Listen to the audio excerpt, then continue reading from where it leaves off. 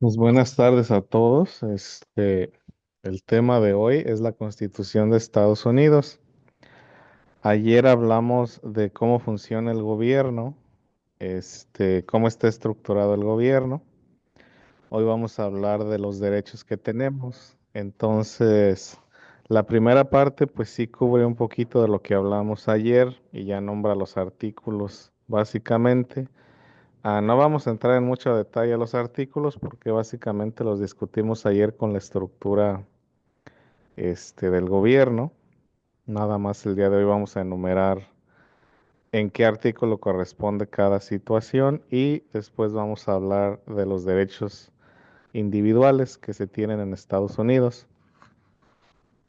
Básicamente, la Constitución, como lo discutimos ayer, es la ley suprema, ¿sí? No hay ninguna otra ley por encima de la Constitución.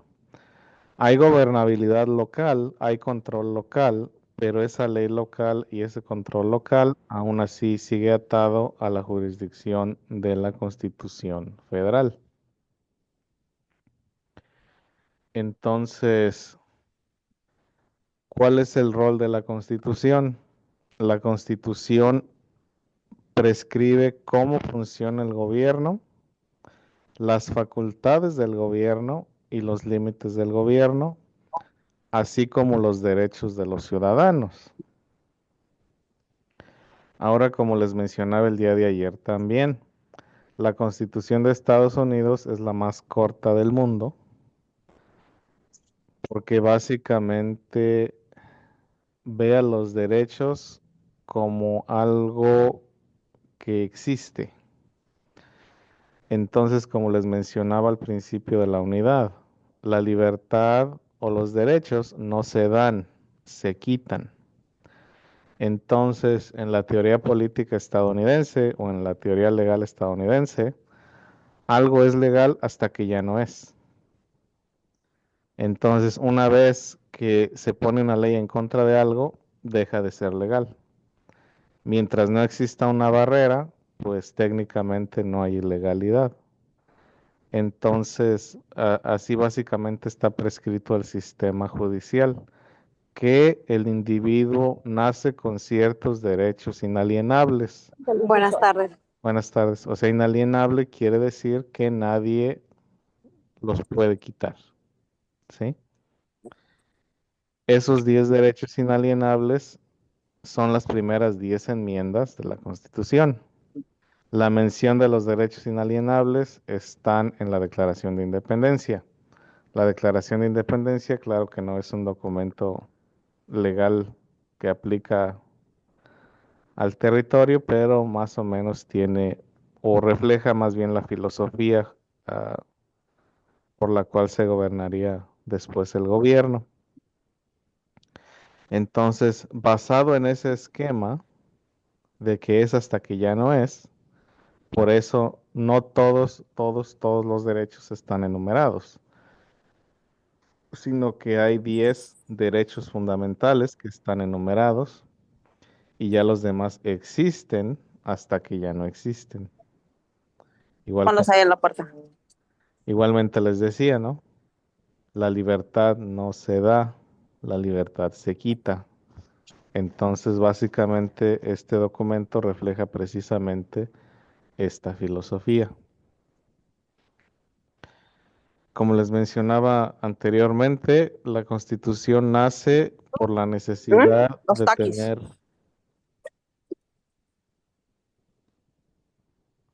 por la necesidad de tener un gobierno central fuerte, porque básicamente después de la independencia eran 13 países pequeños. Se llamaban los Estados Unidos de Norteamérica porque básicamente cada una de las antiguas colonias formó un estado. Y cada uno de estos estados pues era independiente y nada más había como una unidad administrativa que se llamaba el Congreso Continental, que se reunía una o dos veces al año. Y había una cosa que se llamaba los artículos de confederación, donde básicamente se le daba mucha libertad, mucho control individual a cada una de las colonias. Entonces, básicamente, se argumentaba que tal división no era sustentable, que Inglaterra podía regresar y sacarlas una por una hasta reconquistarlos otra vez. Entonces se abogaba por una unión más fuerte. Ben Franklin hizo una caricatura que decía que la unión está en la fuerza, básicamente. Es una culebra partida en 13 pedazos y cada uno de esos pedazos tiene inscritas las iniciales de las colonias o de los estados ya independientes. Entonces, los que abogaban por esto se les llamaba los federalistas y hay una serie de ensayos que se publicaron durante este tiempo que se le llamaban los papeles federalistas, donde se abogaba por que se formara un gobierno central más fuerte. Entonces, la Constitución refleja varios compromisos, ¿sí? Refleja varios compromisos de los que vamos a ir discutiendo el contexto histórico. Como hablamos el día de ayer, uno de los compromisos más importantes fue la creación del Senado en la rama legislativa, los poderes judiciales y ejecutivos y sus límites uno con el otro, el poder del Congreso en controlar los impuestos y el comercio, etcétera, etcétera, ¿no? Entonces, todo esto para que ninguna de las 13 colonias o estados, perdón, tuviera más poder sobre otro y existiera ese balance, ¿sí? Y ahorita vamos a ir viendo. Una confederación es básicamente un grupo de entidades independientes que básicamente se mandan solas, se manejan solas, pero comparten un control común en ciertos aspectos. Es como una sociedad, básicamente, una asociación. Una federación es una institución grande que tiene unidades que se autogobiernan, pero tienen un reglamento uniforme. Entonces, voy a utilizar un ejemplo medio tonto. Entonces, imaginemos que en una casa hay papá, mamá e hijos, ¿sí? Los hijos tienen cierta autonomía, ¿sí? Pero los papás son los que imponen las reglas.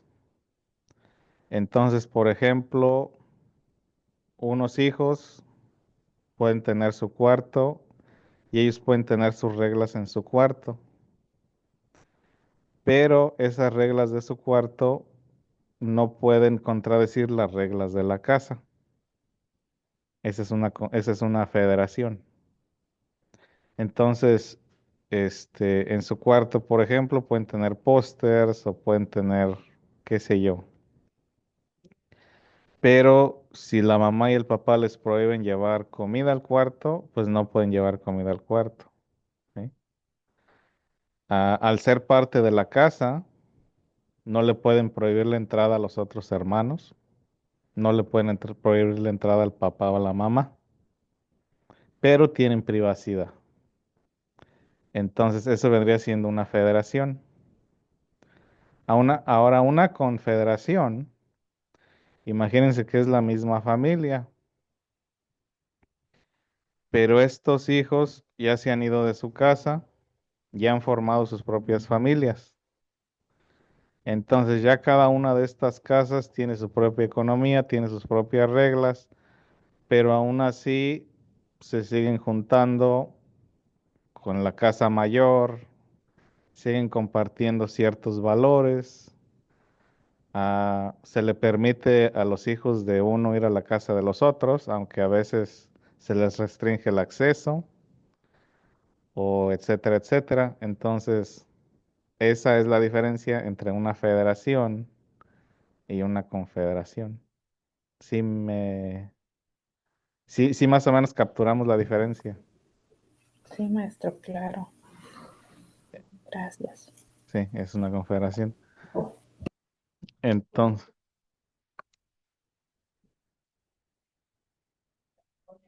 Tienen que darle cuentas, por decir, a los de la Casa Blanca. no, no le tienen que dar cuentas, no, no, nada. Lo único que tienen que hacer es no hacer una ley que contradiga a la ley nacional. Pero los gobernadores no le tienen que dar cuentas al presidente. O los congresos locales no le tienen que dar cuentas al presidente. Entonces, por ejemplo, yo como una persona que vive en California, libremente me puedo mudar a Nevada. Y Nevada no me puede poner límites, ¿sí?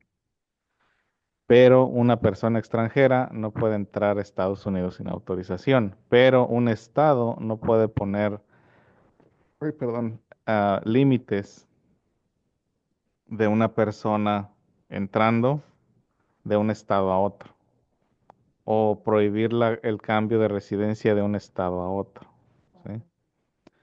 Por eso les ponía el ejemplo, o sea, la diferencia entre, por ejemplo, como les digo, en una casa, un hermano no le puede prohibir la entrada al cuarto o limitarle el acceso a la sala a otro hermano. No se puede, ¿sí? Es parte de la casa. Pero, pero, en un, si llega una persona diferente, sí. Si llega un extraño, sí. Si llega el amiguito, sí. Ahora, en una confederación, por ejemplo, siguen siendo de la misma familia, pero sí se le puede prohibir el acceso al primo. El primo no tiene derecho a la casa, a traer llave, ¿sí? Pero el hijo sí. Entonces, esa es la diferencia entre una federación y una confederación y algo que está completamente afuera. Entonces, los hermanos, los papás, hagan de cuenta, es la federación.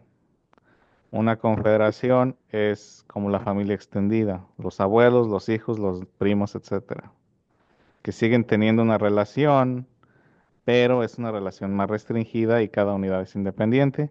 Y ya la gente extraña, pues es gente extraña, o sea, ya los amigos o qué sé yo, ya de a tiro están completamente fuera de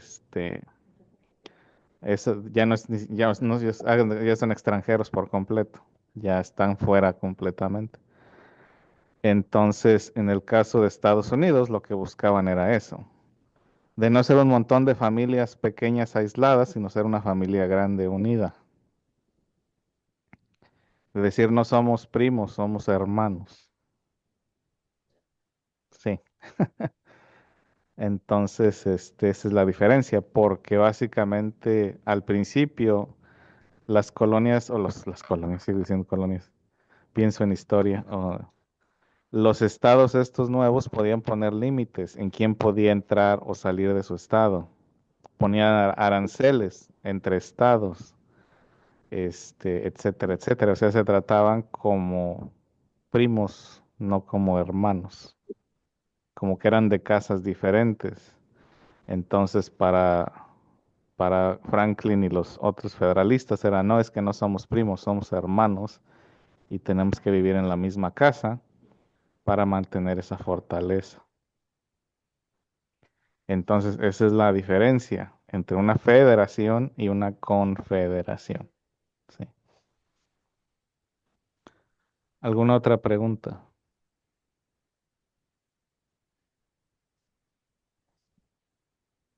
No, pues es que es un poquito más confuso el concepto de confederación. Porque le digo, o sea, dentro de la confederación tenemos autonomía, pero esa autonomía pues está más limitada que en la confederación. ¿Sí? Ya le puedo cambiar.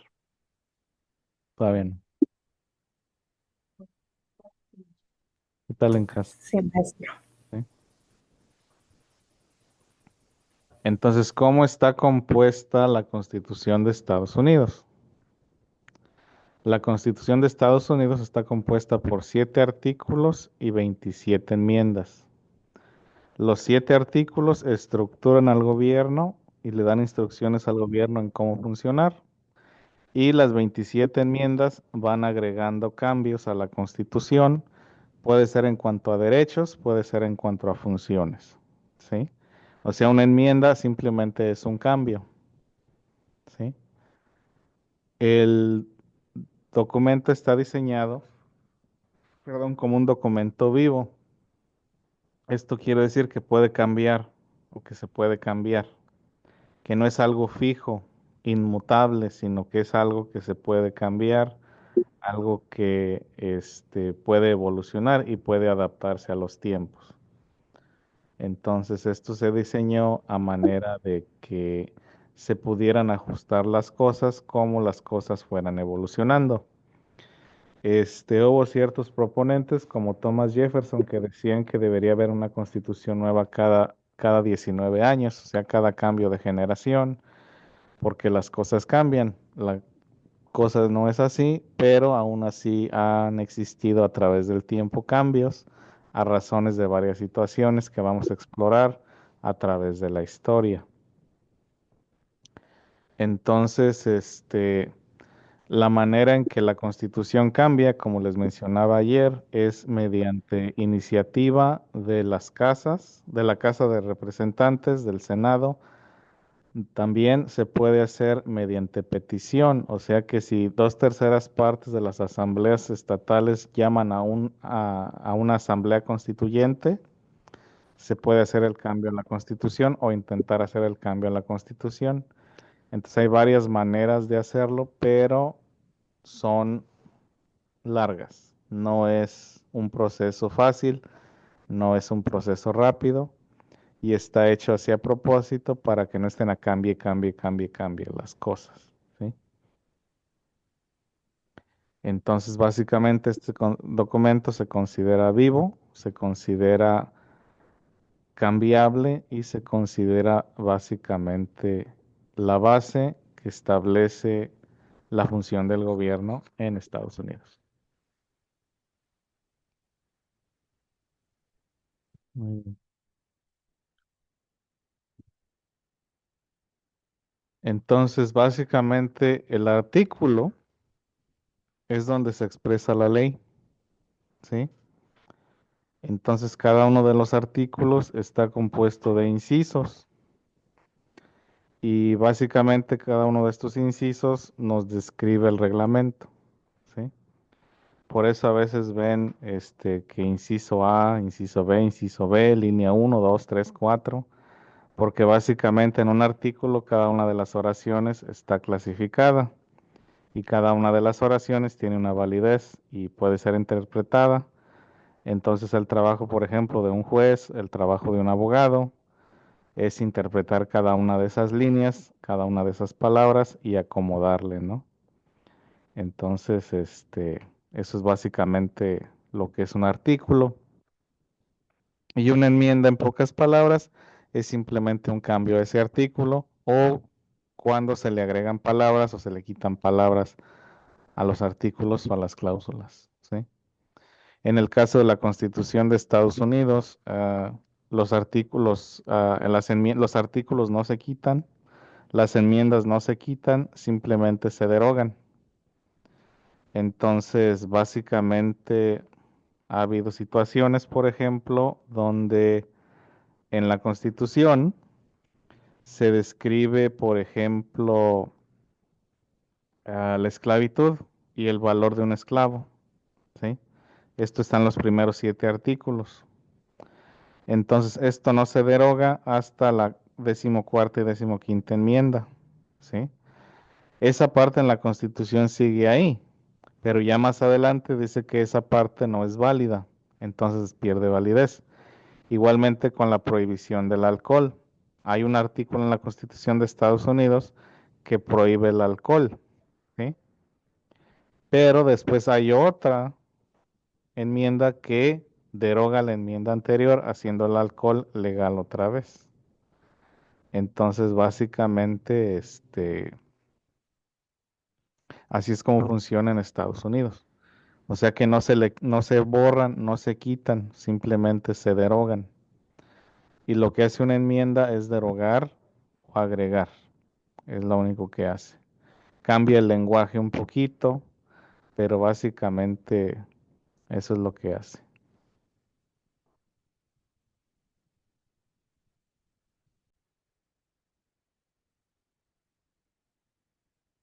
Entonces estos son los 7 artículos. Bueno, no son los 7 artículos, ¿verdad? Pero simplemente es de lo que se tratan en pocas palabras. Ya, José, no puedes manejar Como así. les digo, Mira esto. no entramos a detalles, hoy porque ya lo discutimos ayer, pero básicamente aquí enumeramos a qué le corresponde cada artículo. Entonces, el artículo primero establece el Congreso y las funciones del Congreso y discutimos, por ejemplo, la cantidad de años que puede estar un representante, un senador, las capacidades del Congreso, del Senado, de la Casa de Representantes, eso lo discutimos ayer. En el artículo 3 se establecen las cortes. Aquí esto está mal, perdón. En el artículo 2. Ahí está la corrección. La rama ejecutiva, no legislativa, ejecutiva. Y su autoridad para ejecutar la ley. Porque acuérdense que ayer discutimos que la rama ejecutiva es la que se encarga de la administración del día al día y es básicamente la que se encarga de llevar a cabo las operaciones, ¿sí? Entonces, una vez más, el Congreso es el que hace las leyes, el que se encarga de generar impuestos, el que se encarga de decir esto se va a gastar en esto, en esto, en crear departamentos, etcétera, etcétera. Y el Ejecutivo lo único que se encarga es de administrar, de asegurarse que esos fondos se utilicen de la manera correcta, de que exista seguridad, etcétera, etcétera, ¿no? Entonces, esa es la autoridad del Ejecutivo. El artículo 3 habla de las cortes, igual ayer discutimos el rol de la corte, de la revista judicial y todas estas cosas.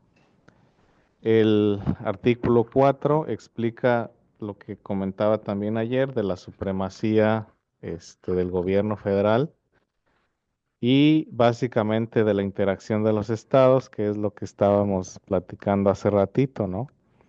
De que un estado no le puede imponer aranceles a otro, de que un estado no le puede prohibir la entrada al ciudadano de otro estado, de que básicamente existe esa libertad de movimiento entre estados, pero sí puede haber una regulación de comercio hasta cierto punto.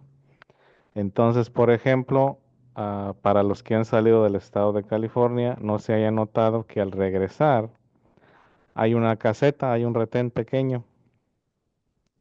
Ese retén pequeño es de inspección sanitaria, porque California tiene la industria agrícola más grande de Estados Unidos. Entonces, ellos sí tienen el derecho a no permitir la entrada de ciertos productos agrícolas de afuera, porque estos pueden traer plaga. Y por lo general no hay inspección tal cual, nada más hay una persona ahí que nomás dice, ándale, sigue y sigue. O sea que uno se para ahí en el alto y ahí nada más ya la persona le da a uno la salida. Pero básicamente eso está ahí para proteger la agricultura o la industria agrícola de California, ¿sí? Entonces, sí hay ciertos productos agrícolas que no pueden pasar. Quien se encarga de la protección en general de todo Estados Unidos, pues es la FDA. Y la FDA pues tiene sus controles fronterizos, pero ya cruzando de país a país. Igual, por ejemplo, cuando regresamos de México, no podemos traer carnes, no podemos traer productos agrícolas, etcétera, etcétera. Son multas de hasta $10,000 o más, hasta 90 días de cárcel. Entonces es muy importante que cuando vayamos afuera, asegurarnos que si traemos una manzana, un plátano, lo que sea, nos lo comamos en el aeropuerto o lo tiremos a la basura antes de abordar el avión para evitar problemas. Igual que no podemos traer productos cárnicos, productos lácteos, etcétera, etcétera, ¿no? Entonces, semillas tampoco podemos traer, plantas no podemos traer, etcétera. Maestro, disculpe, ¿tú no puedes pasar queso? Que yo sepa, no. Queso. Que eso no, que yo sepa, no. Este, en el sitio web de la CBP, ahí dice lo que uno puede traer y lo que uno no puede traer. Entonces, el arriesgar, el riesgo es mucho para lo poco que es.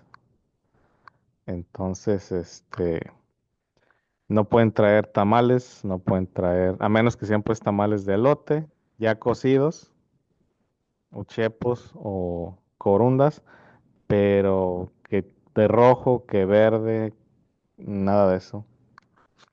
Este,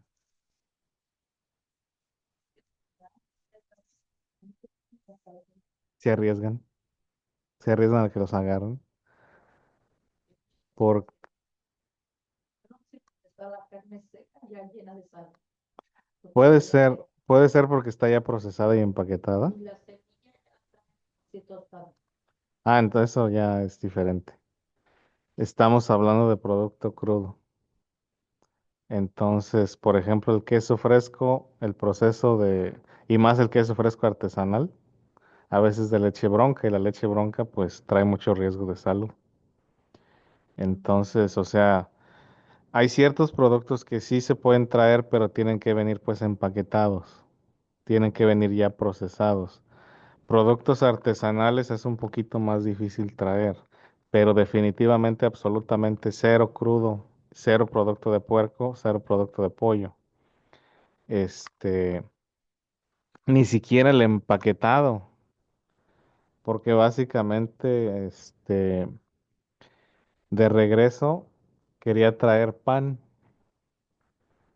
y me dijeron que, bueno, lo traía en una caja y ya me dice el del aeropuerto, no, pues esta caja es de huevo, no pasa. Entonces me hizo tirarlo.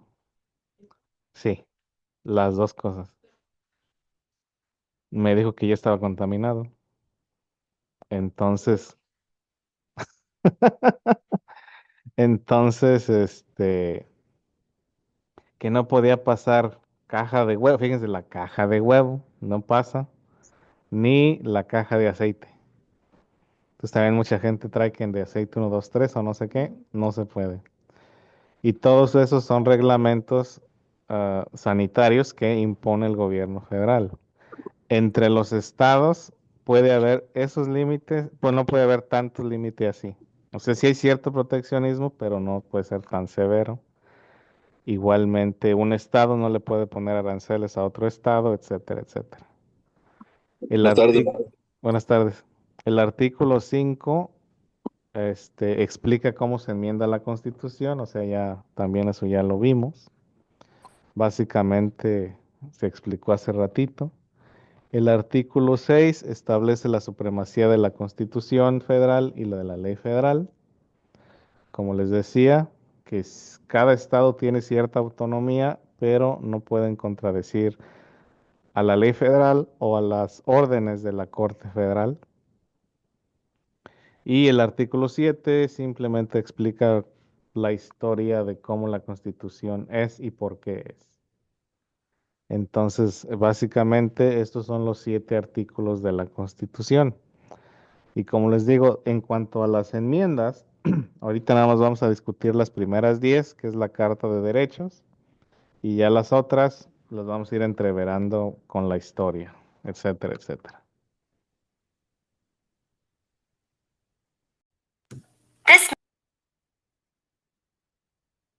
Entonces, vamos a hablar de la Carta de Derechos. Y la Carta de Derechos aplica a cualquier persona dentro de la jurisdicción de los Estados Unidos. O sea que cualquier persona que esté dentro de lo que es Estados Unidos tiene estos derechos fundamentales, a menos de que sea una persona que es un agente extranjero. Un agente extranjero viene siendo un diplomático, como un embajador, o una persona que trabaja en un consulado, que básicamente, perdón, no vive en sí en Estados Unidos, sino que su estatus legal es diferente.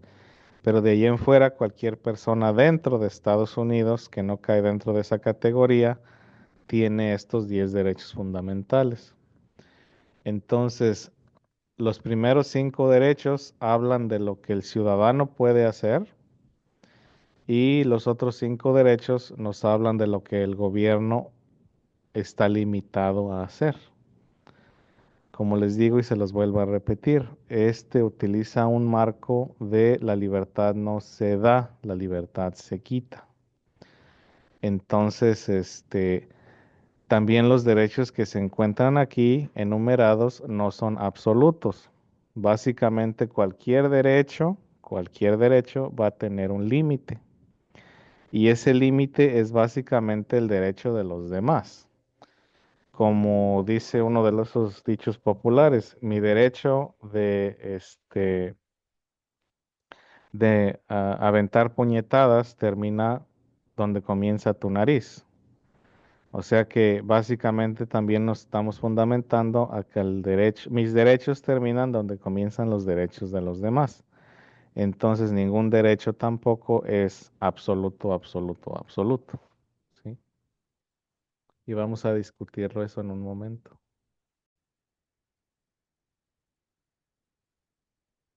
Entonces, la primera enmienda básicamente es la libertad de expresión y la libertad de culto. Uno de los temores que tenían los estados minoritarios al principio de la formación de Estados Unidos es de que se fuese a imponer una religión oficial como se hacía en la Gran Bretaña. Uno de los grupos que se preocupaban más eran los Quakers de Pensilvania y los católicos de Rhode Island, porque básicamente ellos eran una minoría. Entonces, en aquel tiempo sabían que, por ejemplo, en Gran Bretaña, si no se era miembro de la iglesia anglicana, no se podía hacer nada, no era uno miembro de la sociedad. Igualmente en los reinos de España o en los reinos de Portugal o en los reinos de Francia, si no se era católico, no se podía hacer nada. Entonces, básicamente ellos temían que empezara a haber persecución religiosa. Entonces, en los papeles federalistas se calcaba que no, que se respetaría la libertad de culto y que básicamente no habría una prueba religiosa para llevar a cabo funciones de ciudadano o para ser parte del gobierno. O sea que básicamente no se tenía que jurar ninguna religión o profesar ninguna religión para ser un miembro libre de la sociedad o para, perdón, tener un cargo en el gobierno, cosa que no ocurría en esos otros países. Como les mencionaba anteriormente, Isaac Newton tenía que ordenarse como un ministro anglicano para poder enseñar en Cambridge. Aunque él no compartía sus ideas, tenía que hacerlo porque si no, no podía hacer nada. Cuando se independizan los países de Hispanoamérica, si hablamos de México, que es el país que yo conozco más, por razones obvias, la Constitución de 1824 promulga a México como un país católico. Entonces, básicamente, para ser mexicano se tenía que ser católico. Hoy en día no, porque en la Constitución de 1854 y después consecutivamente en la de 1917 se declara a México un estado laico. Mientras que Estados Unidos desde un principio se declara tal cual, un estado laico, donde no hay ninguna religión oficial, no se prohíbe el culto y tampoco se impone el culto. O sea que tenemos la libertad de ser religiosos o de no ser religiosos. tenemos la libertad de pertenecer a una iglesia o de no pertenecer a ninguna y no se nos puede forzar ni a pertenecer ni a no pertenecer. Ahora regresamos a dónde terminan los límites de esta libertad. Básicamente, si esta religión dicta que hay que hacer sacrificio humano, pues claro que esta religión no va a ser permitida porque eso viola los derechos humanos de los demás.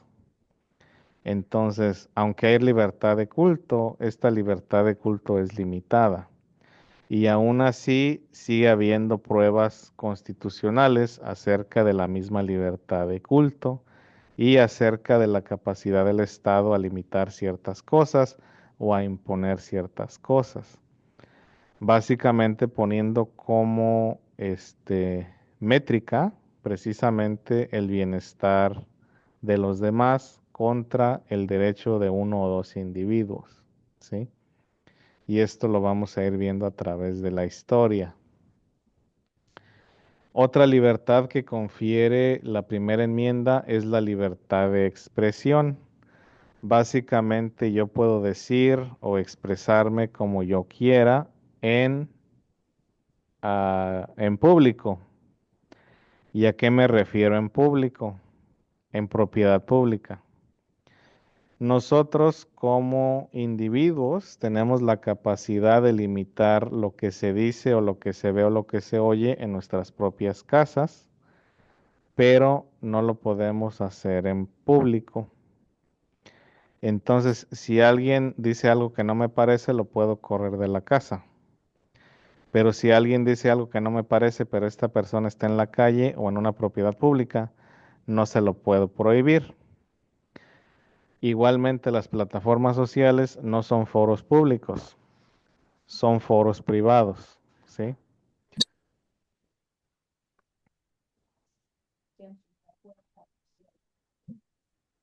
Sea la calle. Ajá, Pero esto es pues, ajá, sí. No, pues esa es propiedad pública, es de la calle. saber No, pues es que no hay parte de. Básicamente el vecino o la persona tiene jurisdicción hasta donde llega su línea de propiedad. Ya fuera de la línea de propiedad, si la calle es pública, la calle es pública. Ahora ese es un problema diferente a la libertad de expresión. El estacionarse no es expresión, eso no es un derecho, porque eso también lo puede controlar la ciudad. Ahora nosotros como buenos vecinos, pues tratamos de nada más limitar nuestro estacionamiento a la banqueta alrededor de nuestra casa, lo que sea, pero técnicamente nos podemos estacionar donde sea legalmente posible estacionarse, pero estacionarse no es un derecho. Eso no es una expresión, eso lo puede regular la ciudad. Entonces a lo que yo me refiero más es como a una pintura, a un discurso, a una palabra, etcétera, etcétera. Pero como les digo, todo tiene sus límites. Por ejemplo, el amenazar a alguien, el hacer amenazas terroristas, el dañar la honra de alguien, eso no es protegido. El generar imágenes explotativas, eso no es protegido. Entonces, podemos ser obscenos, pero hay límites. Podemos, decir que algo no nos gusta, pero no podemos amenazar a una persona o a un grupo y no podemos levantar falsos nada más porque sí para dañar la imagen de otra persona. Entonces, tenemos libertad de expresión, pero esa libertad de expresión también está, limitada. ¿Por qué? Porque la expresión también puede dañar. Uno de los ejemplos más claros que se ponen aquí es de que no puedo gritar incendio en un cine lleno. ¿Por qué? Porque eso causa caos, eso causa que la gente se lastime, que la gente hasta pueda fallecer. Entonces, hay libertad de expresión, pero no es 100%, o sea, es ilegal hacer amenazas contra funcionarios públicos en internet o en público, en lo que ustedes quieran. Eso es ilegal, no se puede hacer. Entonces no se puede hacer una amenaza directa a una persona, a mi vecino, a quien sea, no lo puedo amenazar, eso no está protegido. No puedo decir que es una broma porque pues básicamente se sobreentiende la amenaza. Entonces es importante entender que hay limitaciones en lo que se puede hacer, en lo que se puede decir, en lo que se puede expresar básicamente, ¿sí? Entonces también nosotros tenemos el derecho a la asamblea pacífica, tenemos el derecho a la petición al gobierno de manera pacífica. No hay derecho a la insurrección, eso no existe, pero sí hay derecho a la asamblea pacífica, a no hacer destrozos, a simplemente expresar nuestras ideas. Eso sí es dentro del marco legal, pero el incitar una insurrección, no. El incitar una rebelión, no, eso no es legal. ¿Qué es Eso, eso? Sí. ¿Cómo dijo la otra palabra, maestro? insurrección Ajá. es ir en contra pues del gobierno de una manera violenta o de una manera pues ilegal. Insurrección. Porque podemos tener una oposición al gobierno desde un ángulo político. Decir, no me gusta cómo funciona este partido y quiero en las elecciones que se elija mi partido o mi candidato. Pero el incitar a una guerra civil o incitar a algo violento, eso es completamente ilegal, eso no se puede hacer, ¿sí? Podemos organizarnos políticamente, podemos hacer un partido político, podemos poner candidatos a elecciones, podemos tener filosofías y podemos tener ideas filosóficas, pero si estas ideas son aquellas que incitan a la violencia y al cambio violento del gobierno, ahí eso es ilegal, ¿sí? Entonces hay muchas áreas de matices grises, pero sí hay cosas que son obvias, blanco y negro, ¿sí? Entonces nosotros debemos estar conscientes de eso, de que sí hay libertad de expresión, pero esta libertad de expresión no es absoluta, ¿sí? De que hay libertad de culto, pero esta libertad de culto tampoco es absoluta. O sea que ningún grupo puede imponerle su religión a otro grupo. Ese es básicamente el meollo de la primera enmienda. Ah, Jefferson lo pone como la pared que existe entre el Estado y la Iglesia, que básicamente no pueden estar entreverados uno con el otro, que el gobierno no se va a meter con la Iglesia y la Iglesia no se va a meter con el gobierno. Así que no se debe imponer una religión o no se puede imponer un sistema de fe, porque la primera enmienda indica que todos tienen el derecho de tener su propia espiritualidad, etcétera, etcétera, ¿sí? Preguntas, porque me agarro hablando y puedo hablar por horas y horas. Preguntas.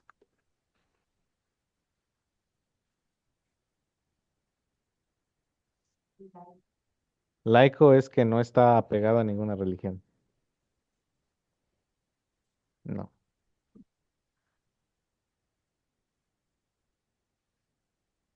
Laico tiene en el contexto cívico es eso, que no está apegado a ninguna religión. En la Iglesia Católica la definición de laico es diferente, pero aquí estamos hablando del contexto civil, donde laico es simplemente no está apegado a religión alguna. Sí, de nada. Entonces, la primera enmienda, pues es esa barrera, ¿no? De que no se puede imponer, una religión, o no se puede poner una religión por encima de otra. Por ejemplo, ha habido casos donde quieren poner nacimientos en espacios públicos.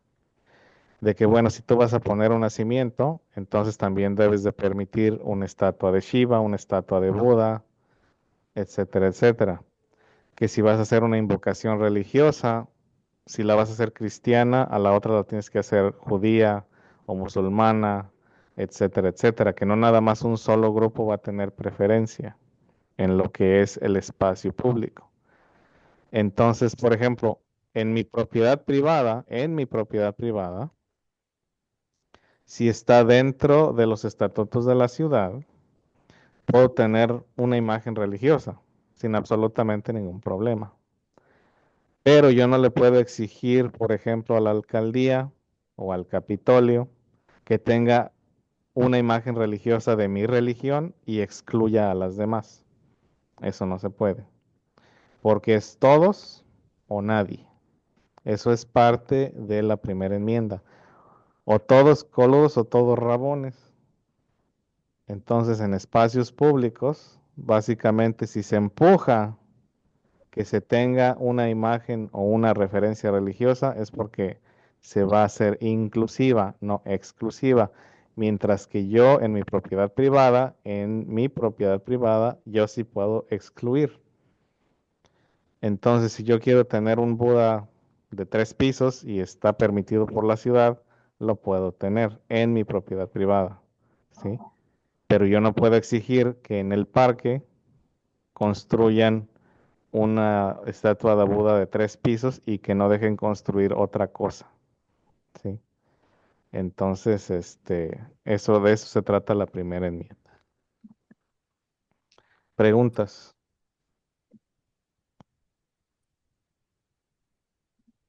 ¿No? ¿Te puedo cambiar? ¿Sí le puedo cambiar? ¿Todos? Sí, maestro. La segunda enmienda es la más que tiene más, ¿qué se llamará? ¿Cómo le diré? Más debate, porque es corta y la manera en que está escrita la abre mucho a interpretación. Entonces, una milicia bien regulada, siendo esta necesaria para salvaguardar un estado libre, el derecho de las personas a guardar y empuñar armas no será infringida. Entra este debate porque una parte dice que se tiene derecho ilimitado a armarse y la otra dice que no, que hay cierto límite, por eso está la palabra bien regulada y por eso dice milicia, no individuo o persona. Entonces, esta también entra en debate. Ahora, dentro de ese debate también existen pues límites, ¿no? Límites que van y vienen, porque básicamente no se ponen de acuerdo en los límites de la segunda enmienda. Igual, todavía no se ponen de acuerdo en los límites de la primera, pero es un poquito más en blanco y negro que en la segunda, porque unos lo interpretan como defensa personal, de que cada persona tiene el derecho a defenderse, ¿no? Y a tener herramientas para defenderse.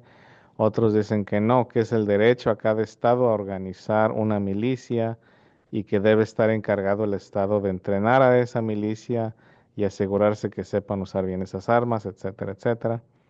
Hay otros que de a tiro se salen del huacal y dicen que es el derecho a defenderse entre comillas del gobierno. Como les expliqué, ese derecho no existe.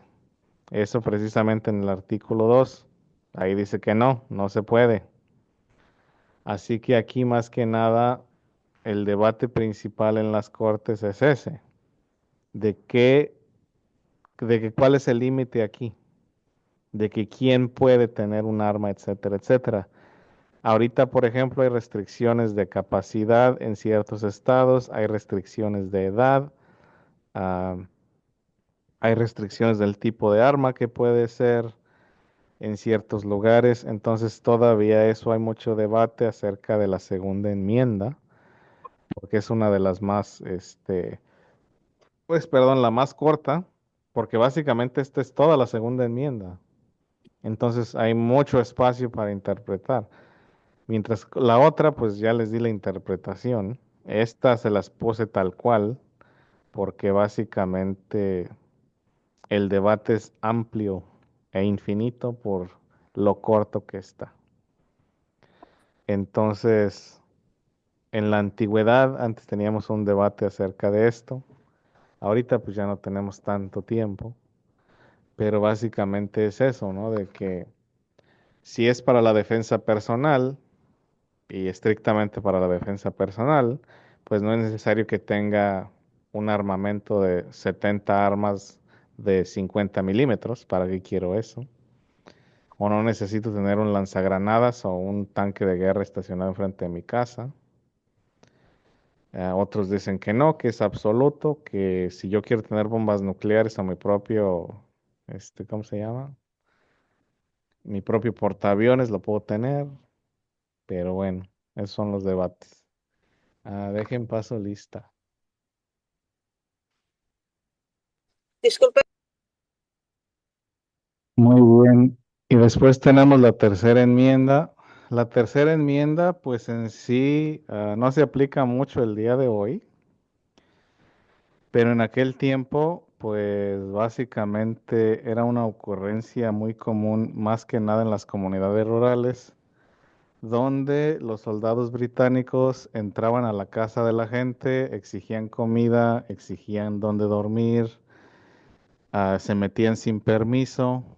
Entonces, básicamente, una de las partes que ellos consideraron importantes fue limitar precisamente eso.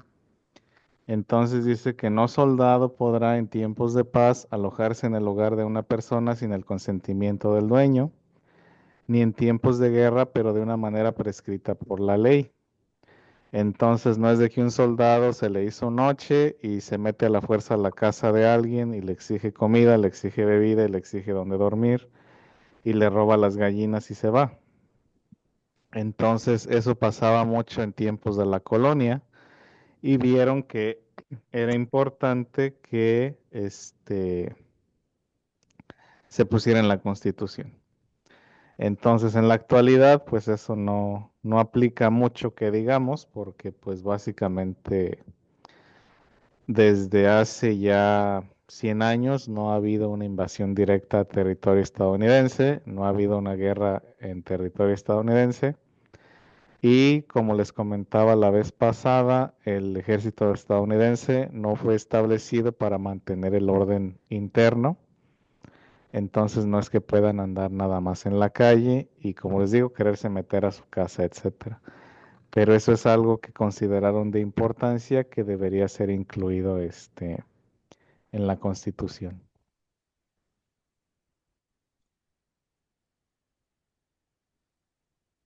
La cuarta enmienda ya básicamente empieza a delinear lo que son los límites que tiene el gobierno hacia la persona.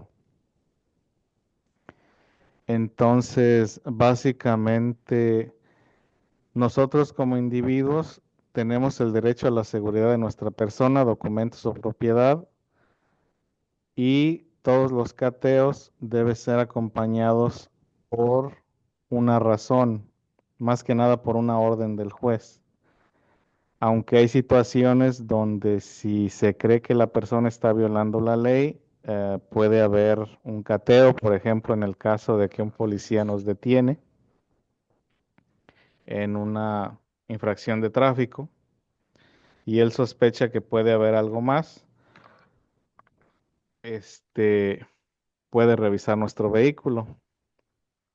Entonces, así de la nada que nosotros estemos estacionados y que se nos arrime un policía y quiera inspeccionar el vehículo, pues no. Tiene que haber una razón, ¿no? Tiene que haber una sospecha razonable o una razón razonable, vaya la redundancia. Entonces, de otra forma, estamos o tenemos el derecho a la privacidad, tenemos el derecho básicamente a sentirnos seguros en nuestra persona, este, y no se pueden expropiar cosas o no se nos puede hacer búsquedas si no hay una orden judicial y si no hay una razón, ¿sí? Si no hay una razón justificada. En esta enmienda, como las otras, pues hay muchos matices de gris y la Suprema Corte es la que se encarga de interpretar esto. Así que, como les digo, hay situaciones ahorita que no tienen precedentes, etcétera, etcétera. Pero básicamente la letra de la ley eso es lo que establece, ¿no? Que nosotros tenemos derecho a nuestra persona, a nuestros documentos y a nuestra seguridad. Y si no hay razón de catear o de un nuevo no hay una orden de cateo, pues uno tiene el derecho a negarse, ¿no? A ser a ser inspeccionado. Esto cambia en la frontera. En la frontera ya la Corte Suprema estableció que no existen los mismos derechos a la privacidad, así que estamos sujetos a una inspección más a fondo al cruzar una línea internacional que estando ya dentro de territorio tal cual. Entonces, como les digo, hay muchas matices de gris en cuanto a las enmiendas, pero básicamente la cuarta enmienda, pues básicamente nos da ese derecho, ¿no? A nuestra persona y a nuestra privacidad.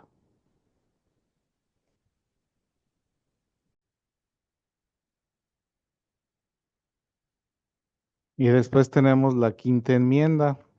Y la quinta enmienda básicamente nos dice que tenemos el derecho a no autoincriminarnos.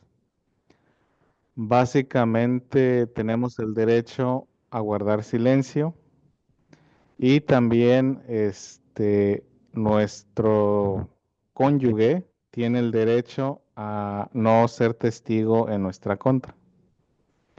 Entonces, básicamente aquí ya se están imponiendo límites en lo que el gobierno puede hacer y no puede hacer. Entonces, la quinta enmienda, como les digo, nos da el derecho a que no nos incriminemos, ¿sí? Entonces, nosotros podemos decir que invocamos nuestro derecho de la quinta enmienda para no incriminarnos.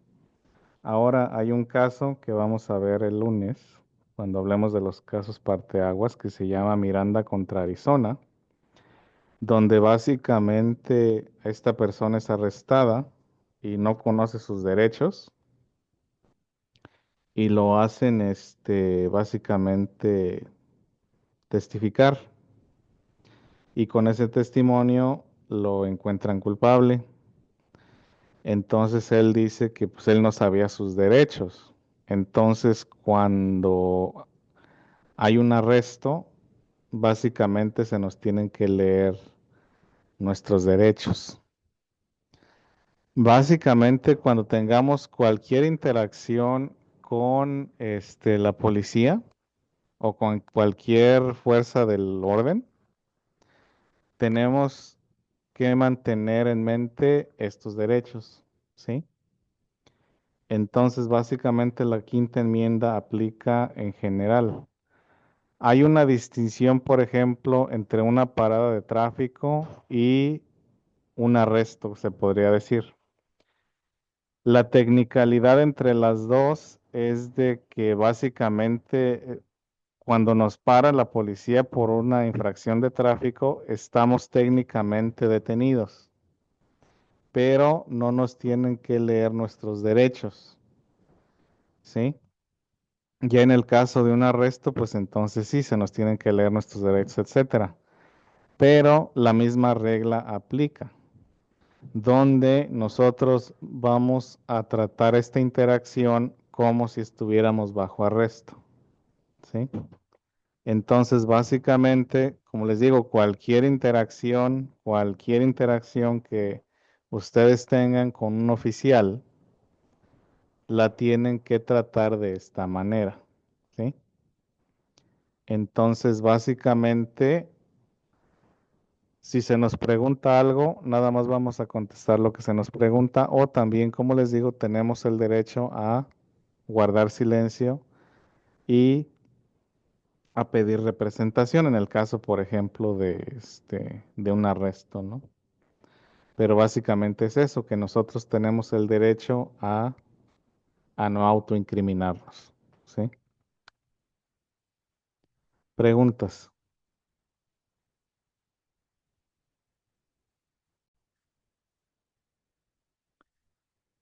La sexta enmienda nos dice que tenemos el derecho a a un juicio mediante un jurado, ¿sí? Entonces nosotros también tenemos el derecho, o nuestro abogado defensor tiene el derecho en la selección de dicho jurado, y que ese jurado tiene que ser de miembros de la comunidad, ¿sí? Entonces, básicamente, cuando hablamos del sistema civil o del sistema judicial de Estados Unidos, también hablamos del proceso legal mediante el jurado. Y básicamente la gente tiene el derecho, tiene la opción de elegir si quiere un juicio con jurado o un juicio sin jurado. La mayoría elige el juicio con jurado. Este, y básicamente es eso, ¿no? De que la comunidad es la que va a determinar si el acusado es culpable o no. Entonces, lo que se hace en la selección de jurado es que se buscan personas imparciales, personas que se dejen moldear, o sea, que se dejen enseñar acerca de la ley, y ya entonces, basado en la interpretación del jurado acerca de lo que el juez les explicó de lo que es la ley, se encuentra esta persona culpable o inocente. Entonces, ese es el derecho que se tiene en la sexta enmienda. Entonces se tiene el derecho a un juicio con jurado, expedito, etcétera. Entonces, así dice la ley. Una cosa es la letra de la ley, otra cosa es la práctica de la ley, como lo comentamos anteriormente. Por situaciones económicas, etcétera, etcétera, las cosas quizás no salen como están prescritas, pero básicamente esa es la ley, ¿no?